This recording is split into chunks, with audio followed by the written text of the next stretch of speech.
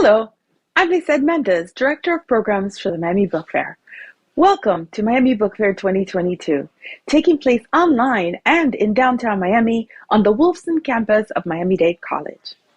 Our college's commitment to access for all has guided our vision of a Miami connected to the world and a world connected to Miami through a vibrant, accessible exchange of ideas. And so we welcome all of you and hope you enjoy this program. Hello, everyone. Welcome, everyone. My name is William Johnson. I will be the moderator for today's reading and conversation. I am just really excited to be in conversation with Robert Jones Jr. Hello, Robert. Hello, William. Thank you so much for doing this. Oh, no, I'm really excited. Now, I just want to give just a brief introduction for those who don't know, just so you will know. Robert Jones Jr. is the author of the New York Times bestselling novel, The Prophets, which won the 2020 Publishing Triangle Edmund White Award for debut fiction, and it was a finalist for the 2021 National Book Award for fiction. And it was named one of the best books in 2021 by Time, Entertainment Weekly, US Today, the Boston Globe, the Washington Post. Robert, am I forgetting anything? I think that's everything. The accolades, the well-deserved accolades. Thank you. The Prophets follows the forbidden union between two enslaved young men on a deep South plantation. The refuge they find in each other and a betrayal that threatens their existence. It is a riveting, lyrical, captivating read. So Robert, I'm just excited to be in conversation with you about your novel. Thank you, William. And on that note, I think maybe I should start with a reading. Yeah, let's get started. So after the reading, then we will have a discussion. Perfect. I am going to start on page 237 for anyone wishing to read along. It's the chapter called Belle and the Dragon.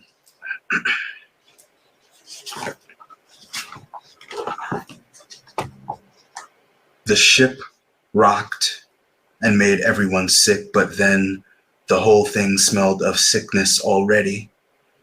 Birds were confused. The rot had made them believe that there was a feast to be had when there wasn't.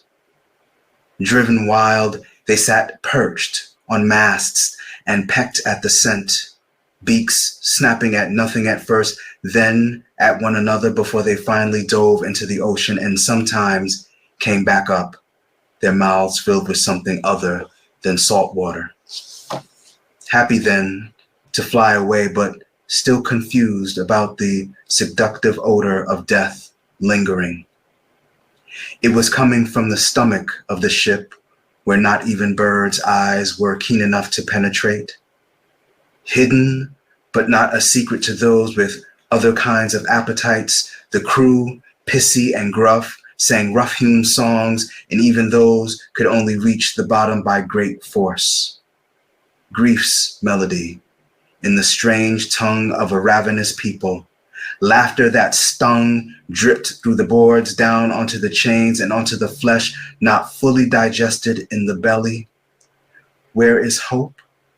Trapped in the ribs, which held them in place when they longed to be shat out. Yes, even shat out would be better than the suffocation that allowed them yet to breathe.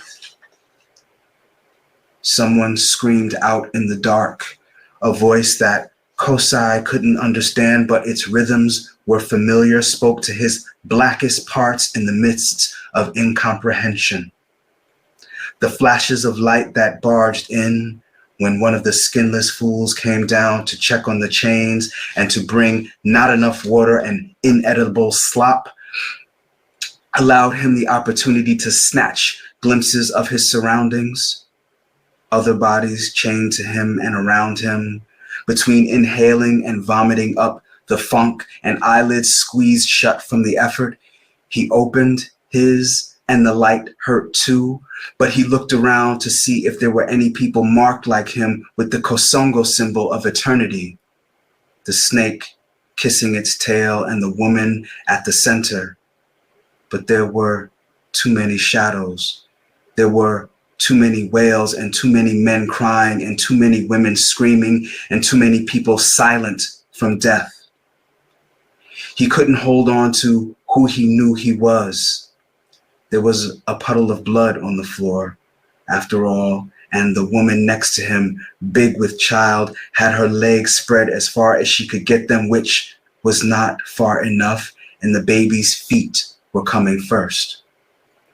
If there were midwives among them, they were likewise chained. His mother caught babies, and he watched.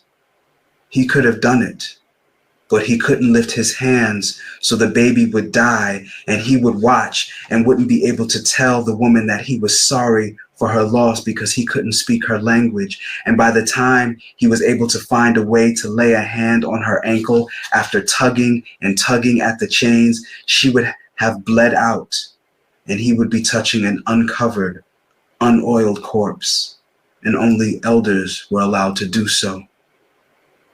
He could only moan his mourning and hoped that in her last moments, she knew that it was for her and for her baby.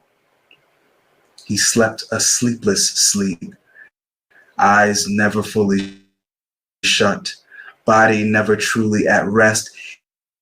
He couldn't unprepare himself for the turmoil that could at any moment lie down. Ilewa, he whispered. He lost track of him at the shore. They, the ghost cannibals, had burned everything. Semjula's canes, mother's drums, father's blankets, the royal jewels and medals from the tips of spears they stole, adorned themselves in profane ways with them, carried them in their mouths, intended to melt pieces down to use as teeth. Gaudy displays of ignorance, no respect for the age of the items, how they had been passed down for hundreds of years from mother to son, father to daughter, each holding a piece of those who held them, blue, red, gentle, strong, shimmering once, but now stripped of their luster, debased in the grimy hands of thieves, victorious criminals who had crafted great vessels, traveled from the distant universe, but didn't have the good sense to wash their hands before they ate. Shameless. Kosai and Alewa had just stumbled, exhausted, out of the forest and were already separated by 10 people between. And in the line of iron jailed collars, the skinless men had even put the craven devices on Semjula, whose neck was designed only for turquoise shells and a child's embrace. People had to hold her up, and still the cuts were deep. Of his people, he saw only Semjula and, down the line, Ilewa, who was battered and bruised. He committed to memory each place Ilewa was marked, for he would repay his captors in kind. He looked frantically for his family, for King Akusa, but saw only the faces of neighboring villagers and others who must have been from remote and distant lands, stolen also. It didn't matter. They were each leaving footprints on the shore he knew none of them would ever see again, and the womb water wouldn't even give them the decency to leave their footprints untouched, so that the land would remember the shape of its children. Every time he turned to look at Ilewa to reassure him, one of the strange skins would yell or strike Kosai. They were fortunate that they had chained him, but all chains were loosed eventually. Though he thought himself a forgiving man who sought solutions and camaraderie, these walking blights, these dead risen, had done nothing to deserve his gentle nature. With each step he took, they earned only additional parts of his ire, and they seemed giddy at the prospect, as if they couldn't imagine his ever being a threat, not so long as they kept a firm grasp on the armaments that clapped like the heavens. One by one, they were loaded onto one of the ships, larger than anything Kosai had ever seen in his life, somehow able to float atop the womb like they had no weight, some kind of powerful spell. They were led down into the dankness of the spell-cast behemoth, where rodents chattered and ran about, and where it smelled of soul death. They would be eaten, he was certain. These revived dead had captured them as a food source, would replenish themselves and regain their spirit, vigor, and perhaps their color by ingesting them. Maybe they wouldn't even give him the honor of killing them first, but they would eat them alive as they watched themselves being consumed. He thought his eyes were accustomed to the darkness, but this was a different kind entirely. This was the kind of dark that engulfed Kosai now as he lay foot to head with other captives chained together, trapped in spaces where there wasn't even enough room to raise their heads or excuse themselves to pass waste. To bend a knee meant knocking into the wood slats above or the person adjacent. Prostrate was the only answer. Stillness, the soul misery. The insects and rodents occasionally breaking periods of thirst and hunger. So it was spitefulness, Kosai concluded, that allowed him to be left wide open for anything to swoop in and grab them up, claws digging into their innards. He wished he could curse in all languages, so that both the life snatchers and the traitors who shared his change would feel the universe's wrath. He hadn't even enough moisture in his mouth to spit. Ilewa, he said as loud as he could with a parched throat. The silence that responded pierced him in odd places, the palms of his hand, the back of his neck, his temple.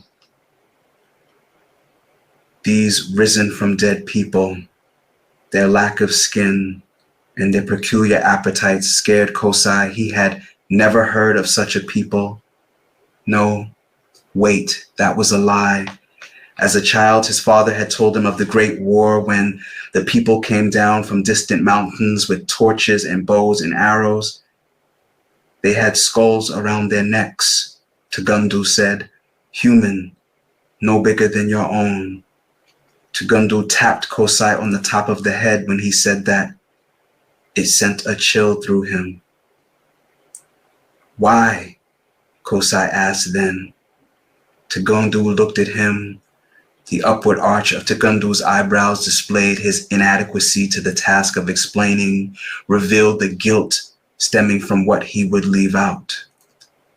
My son, some people's hearts, he pressed Kosai's hand against his chest. They just beat the wrong way. Thank you. Beautiful and brutal, Robert. Beautiful and heartbreaking. So thank you. Thank you. So, how are you? How are you doing? That's a loaded question these days, William. It is a loaded question. It is very loaded, but I'm curious. How are you doing? Physically, I'm doing okay. As you might know, a few years back, I was diagnosed with multiple sclerosis. So I am doing things. I'm on medication. I have a very restrictive diet. I have a regimen of exercise and meditation to ensure that I am physically in the best health I could possibly be given the situation. And I am in the best possible health I can be given the situation. Mm-hmm. Emotionally and psychologically is a different situation, given the constant and persistent assaults on the national spirit. I should say, all of the things I see happening, not just in the United States, though, around the world, where these dictatorial impulses seem to have found an audience, and nations and communities and peoples are moving in an extremely conservative, right-leaning direction where there is a profound selfishness that breaks my heart. So whatever that means is how I'm feeling right now.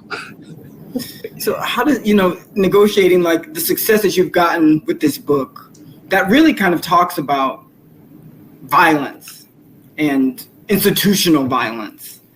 How does it feel to like navigate, this is all this success, well-deserved success. Thank you. While your book kind of details historically how we kind of got here now, what does that moment feel like? I mean, you talked a little about the conflict eternally, but there's success on one hand, but then you wrote a book that kind of maps out where we are right now. It feels a combination of ironic and deja vu that I'm writing about ostensibly hundreds of years ago, the ways in which violence shaped this country and people's character. And now I am in the 21st century, several hundred years later, and it's that same impulse for violence, for the need to have dominion over other people's lives, and define that as power, that is shaping the nation, communities, individual people's character. And I wonder, it makes me sad, but it also makes me wonder about what it is about the human condition that for many of us, how we relate to one another is how I can, what can I get from you?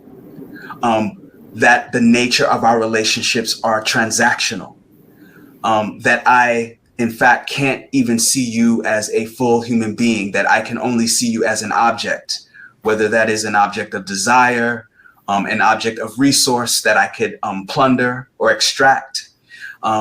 There is just, there's these moments where you think we are moving in the right direction. We're moving toward a better union, for lack of a better term, where we could actually, as Maya Angelou once said, look at one another and in the face and actually say good morning and actually mean it. To see each other as full dimensional beings, flawed, but still beautiful and still worthy. But then there are moments like these where it's clear to anyone who has studied history, to anyone who has ever read a book, that we are in a precarious position, that we can either move toward a more humane place or a more monstrous one. And it seems like quite a number of people, I don't know if it's the majority, I don't have that kind of information, but a large number of people want to move in a monstrous direction. And that is just, it makes me read the prophets or reread the prophets with a very heavy heart. Now, a lot of this is also about, this is an I statement, is about thinking that freedom and pleasure and joy is there's a scarcity of it. And if someone else has it, I will lose it. Amen. But in your novel, you kind of talk about how love and pleasure can provide a space of comfort during all of this. So I will say for your book, it also offers a way forward for us as we struggle and having the importance of those connections. So I do want to say that amidst all this, your book is full of racial terror, and yet it is also full of moments of love and grace. So thank you. There is that amongst all, and it's a theme that I think about as I return to this book, preparing for this conversation, thinking the way forward is cultivating those moments as much as possible. Indeed. So I wanted to get a little, we have already gotten a little bit personal, but I want to get a little bit more personal, and just ask you just about your biography. There's that saying that, biography is destiny. I don't know if that's necessarily true, but I do believe that it does shape your sensibility. So I just would love to hear, like, how would you describe your biography, and how do you feel it shaped your love of writing, wanted to be a writer? You can give me a brief version, you can give me a candid version, but I am interested just to hearing about you. Well, I born and raised in New York City, to a Southern father. My father was born in Savannah, Georgia, and raised in Savannah, Georgia, and a Northern mother by way of the South. My mother was born in Brooklyn, New York, but her father is of Caucasian descent. His people are from St. Kitts, and her mother is a child of the South. My mother's mother was born in South Carolina. I grew up in primarily in a part of Brooklyn, right on the border of Gravesend and Bensonhurst, during the 1970s and 80s, when there was a tremendous amount of racial strife. The first time I heard a racial slur, I was 6 years old. The first time I was actually called a racial slur, I was 6 years old. And that immediately strikes you because it's before you have even a racial consciousness. You think people are just people. That's how you imagine it, until someone tells you, no, you are something different from me. And that immediately shaped how I operated in the world. And at that same time is when I was becoming literate.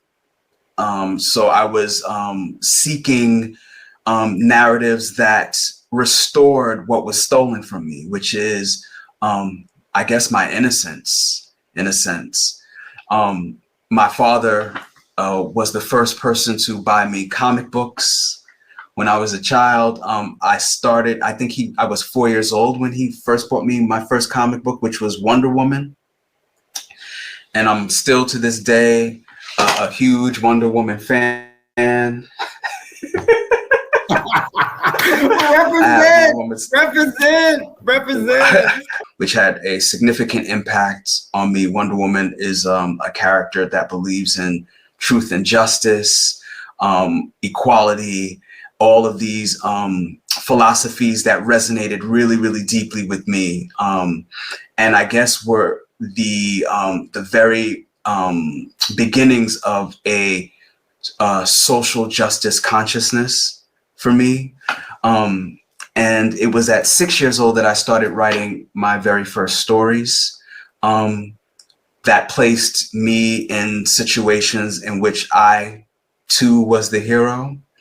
But it wasn't until I was about 16 and I read Terry McMillan's first book, Mama, that I realized that my experiences as a Black person, and as a budding Black queer person, although I didn't have the language then to understand myself in that way, that my own testimony was valuable enough to be written about.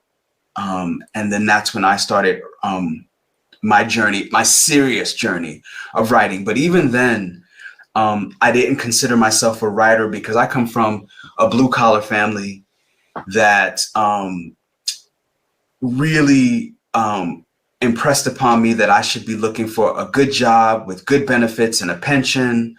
And that if I wanted to do this writing thing, that was something on the side, that was a hobby. I come from a very artistic family who treated their talents like that because they had to survive. And so they abandoned their art, or at least minimized it, so that they could do something practical to pay the bills. And so I never thought that I could make my art something practical that could pay the bills. And so I always treated it as a hobby until I was about 31 years old. and watched an episode of Oprah Winfrey where she was talking about finding your purpose and realizing that my purpose was to be a writer and that I had been neglecting myself in that regard. I went back to school in 2002, got my BFA in creative writing at Brooklyn College, went on to get my MFA from Brooklyn College as well in fiction. It was the last year of my undergraduate studies that I came up with the idea of what would eventually become The Prophets, simply because it was something that I had not yet read about in the literary canon. I think there was actually a play that existed at the time in the 1990s that dealt with similar subject matter, but I had never heard of it. It wasn't available in terms of literary canon for me to read. So all of the things that I had been reading had not broached this subject. And Toni Morrison said, if you cannot find the book you wish to read, then you must write it. I went about the work of writing The Prophets and did not expect the response. The largely positive response that the book has received has been overwhelming and sort of surreal. So, there's this, me and my friends, I'm also a comic book collector, so it's interesting. And for some reason, a lot of queer folks come to reading for comics for various different reasons. I think, like you said, it gives us innocence and it teaches us how to be good in a world that always isn't good. Right.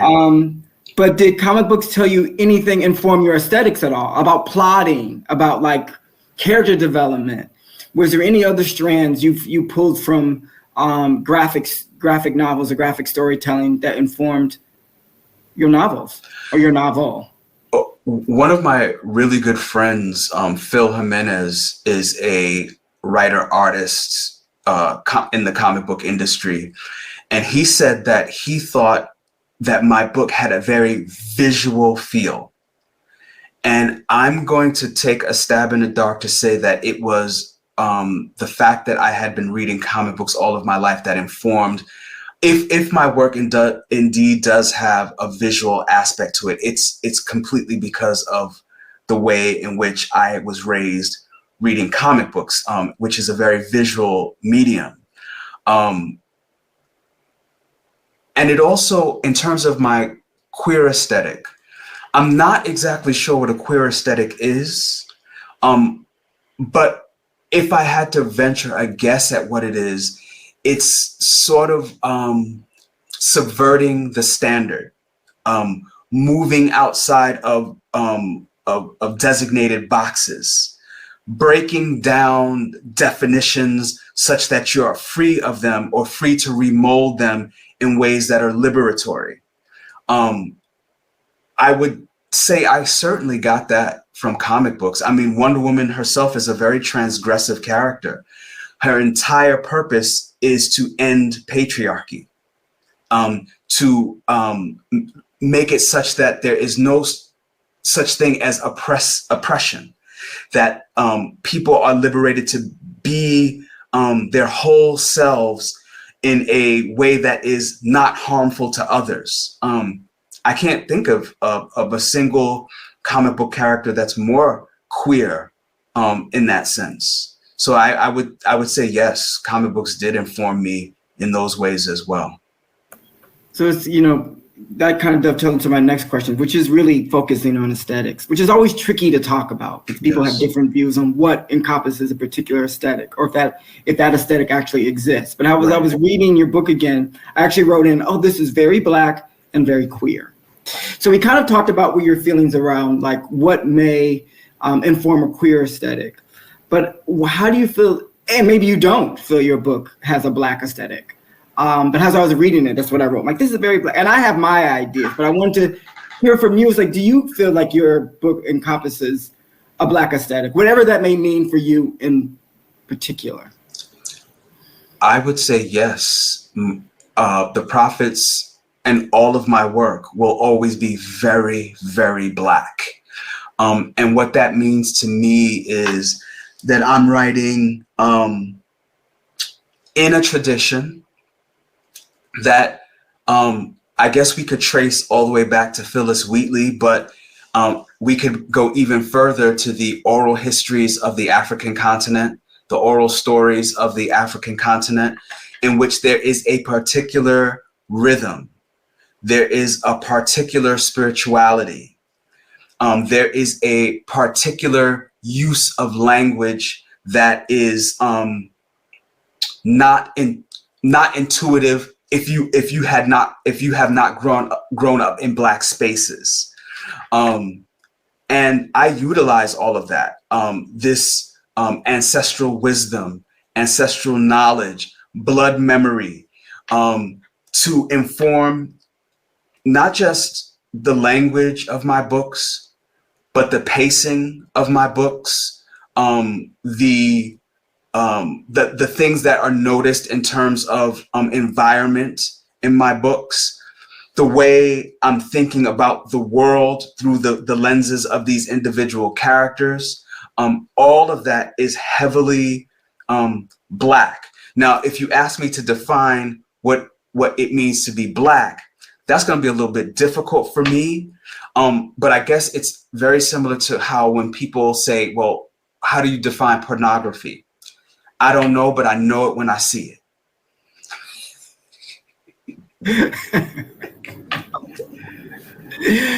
That's good. I mean, I'm always trying, this is something that I'm always like, well, what is it? I know what it is. I know what it is. For me, I always think about it as like, when you are on the outside, you form your own way to communicate and talk to one another and be with one another within that community. And that community kind of forms a language, which you kind of discussed, language and culture and aesthetics. Yes. So you kind of like that encompasses it. Now, Blackness is not a monolith. So obviously it depends on where regional. I mean, Brooklyn is very different from hanging out with my family in Arkansas, but there are some touchstones that weave through, right? That's a through line. But yes, I would say you described it perfectly, both what Blackness can be and what a Black aesthetic is. So, but I'm going to go back to your biography a little bit because, writing is such an insular activity. But as you kind of moved through Brooklyn College, find a community of writers, maybe even Black LGBTQ writers, because we were in Brooklyn at the same time. I don't know if you found communities. There were some writing groups, but I'm interested to know. So I don't think we ever crossed paths necessarily. I think we've only probably met once. One time. One time at a James Baldwin event. But did you find community? Because I know that can be helpful because writing can be so isolating. So did you find a community of writers, or were you always kind of just writing in silo? I did not find a community of Black and or LGBTQIA plus writers. I thought I would find that community in school, whether in the BFA program or the MFA program. But what I found instead was isolation, because many of the students, my classmates, did not understand a Black aesthetic and could not reckon with what I was writing about, had nothing of value to contribute to the critique of what I was writing about, because they were giving me sociological critiques rather than literary ones. So I had to basically go back to the greats. I had to go back to reading Wallace Thurman and Zora Neale Hurston and Ralph Ellison and Richard Wright and James Baldwin and Alice Walker and Gail Jones to find my community, to learn, to get from them the critiques that I could not get from my classmates who couldn't understand the Black aesthetic. I was reading Marlon Riggs and Joseph Beam and Essex Hemphill, and trying to understand where do I fit as this Black queer person in this world, doing art. So while I could not find corporeal community, I certainly found spiritual community. Thank you to the ancestors for leaving behind something for me to find them in the wreckage. Because if I didn't have them, I would have really been isolated and alone and wondering the entire time if these efforts were even worth it. They helped me through many of the difficult moments of self-doubt, of negative self-perception, such that I could get past or get through that to produce something like The Prophets.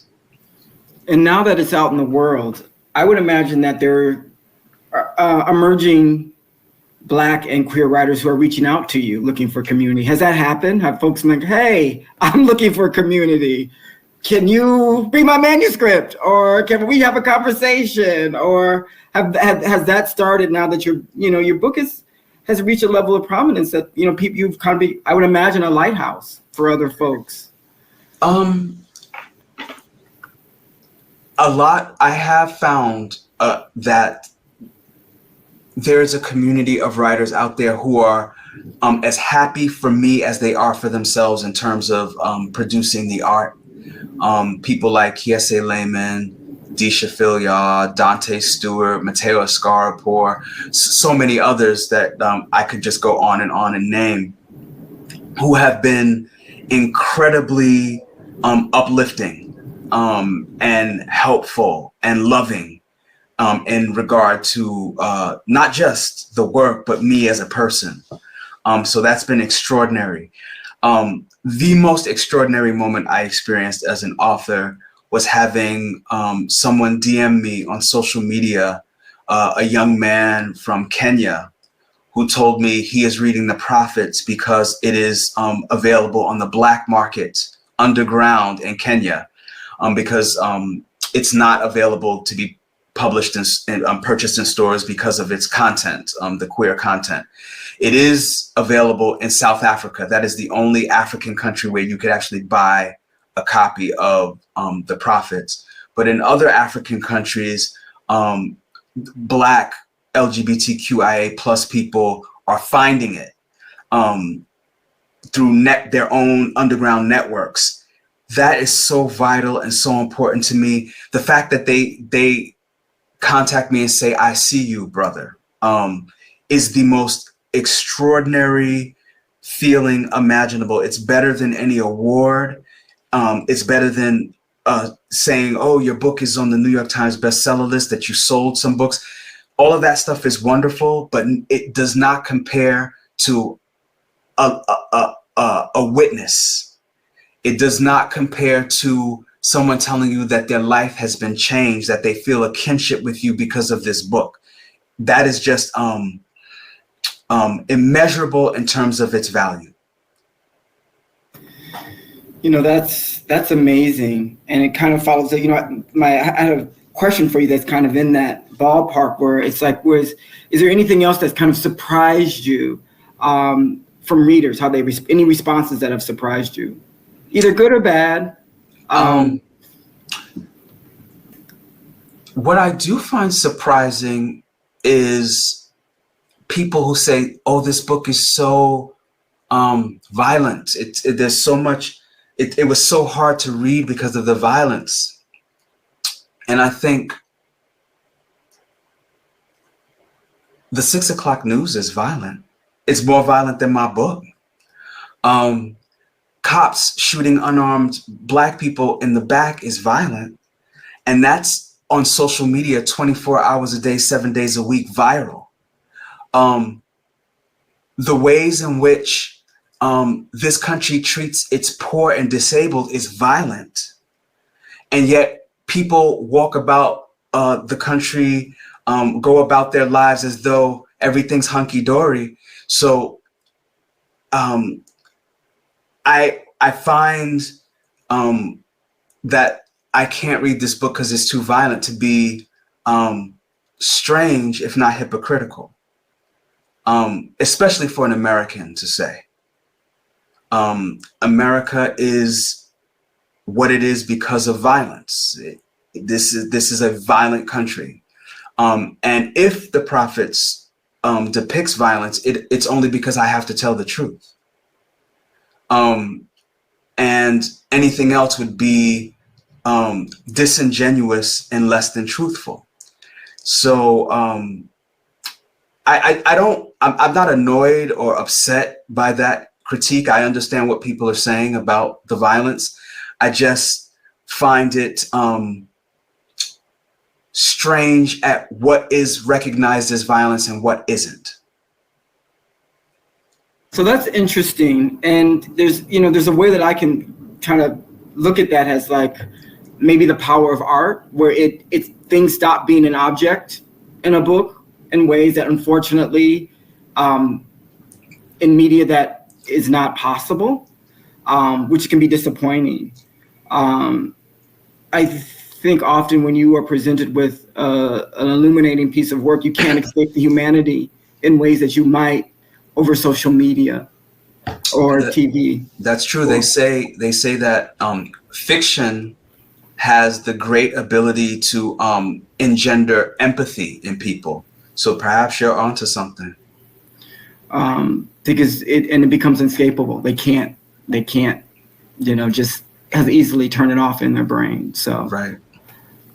Now, you talked a little bit. I'm going to switch gears just a little bit. You talked a little bit about your love for Wonder Woman. But is there anything else people might be surprised that you like to read? I mean, yes, go Wonder Woman. I kind of want to talk to you about how you feel about the movies, but I won't. Maybe that'll be a coffee chat. I do want your hot take on the movies and how she's presented in the DCEU. I don't even know what it was called. But is there anything else that folk might be surprised that you love? It doesn't even have to be books, movies, art. Like, what are some things that people be like, oh, that's surprising? People might be surprised by the fact that I am a huge horror movie fan. And I was initially, as a child, I was terrified of horror movies. Like, even when the trailer would come on as a commercial on television, I would turn the channel. That's how terrified I was of the idea of horror movies. And then because part of it was that when we were kids, we tested our courage by whether or not we could withstand watching a horror film. If you could watch a horror movie and then go to sleep by yourself at night, you were courageous. If you had to sleep with your mom or your dad or sleep with the lights on, then you were not. You did not have courage. You were a coward. So at 8 years old, I saw The Exorcist when they re-released it in theaters, and it terrified me so badly that I slept with the lights on until I was like 13 years old. But because of James Baldwin, I now read horror films as confessions of the society's sins in ways that they're not even aware of. So, for example, James Baldwin said The Exorcist wasn't really about the devil. The Exorcist was about us. That's who that possesses little girls and fools around with them is us, not the devil. We put our sins on some exterior being. And so when I look at horror films like that as confessions, they're incredibly interesting and revealing about myself, about my fellow human beings, about the filmmakers themselves, about the audience. And I find them absolutely fascinating. I think a lot of people would be surprised by that, because sometimes I don't like the gory ones, the things that, with a lot of blood and I can't watch that. But the ones that do a really good job at turning a mirror on the society, I love those, like Get Out, like The Mist, Stephen King's The Mist, movies like that I really, really enjoy. I am surprised, but we are like-minded in this way too, because they're comic books. I am a huge horror movie fan too. Really? And I had stopped. I mean, I was like a VHS horror fan in the 80s, so I would rent horror movie after horror movie. Then as I got older, my sensibilities got tender.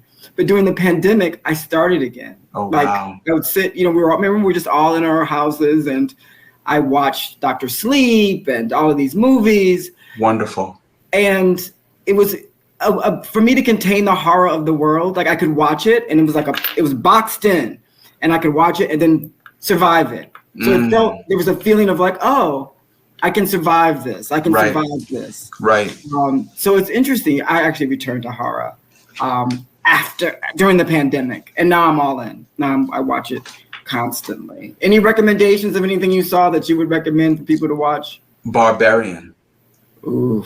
Oh, that was, I thought it was going to be some throwaway horror film. My cousin and I actually went to the theater to go see it. There were like 5 people in total in the theater. We went during a matinee for safety purposes during the pandemic. And I was absolutely astounded and blown away by how the social message of that movie, the originality of its plot, it was just extraordinarily refreshing. And the lead actor in it looks strikingly like Halle Berry. That was kind of like, wow, she looks like Halle Berry. It's like that, it endeared you to her even more. So I highly recommend Barbarian. Okay, so the folks who did Barbarians, you just gotta co-sign. There it is. Put it on the poster. I know it's set in Detroit, right? That's the one that's in.